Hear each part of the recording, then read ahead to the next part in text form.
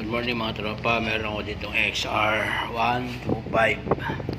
So problema, napag-abutan siya ng sira sa baler. So ang problema is pag sinusi mo, nag-i-start na, tuloy-tuloy na yung starting niya. So sabi ng tumingin daw doon is starter relay. So ngayon ito, sinalpak ko yung relay. Problema, ganun pa rin. So ibig sabihin hindi relay ang problema, kasi pag sinalpak mo, patay na yung papuntang starter motor. Ito, pinatay ko na. So pag sinalpak mo yung socket, nag-trigger na yung relay, may trigger. Yun o, kung maririnig nyo,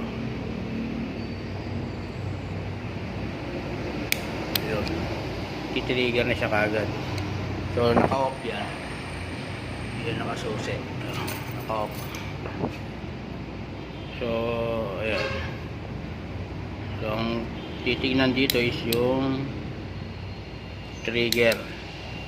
Itong trigger wire na papunta doon sa push button, baka shorted or nagdidikit. Update ko na lang ulit kayo mga tropa.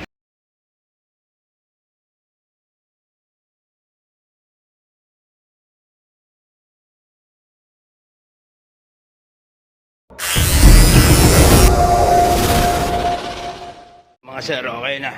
Hindi na siya nag-trigger. Inabit ko na rin yung linya ng starter niya. So chinek ko rin tong rectifier, baka nagsho-shorted na rin. Okay naman.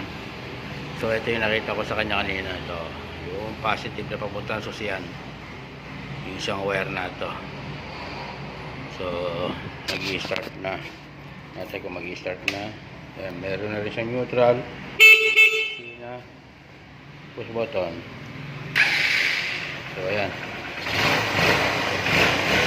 Okay. Ayan.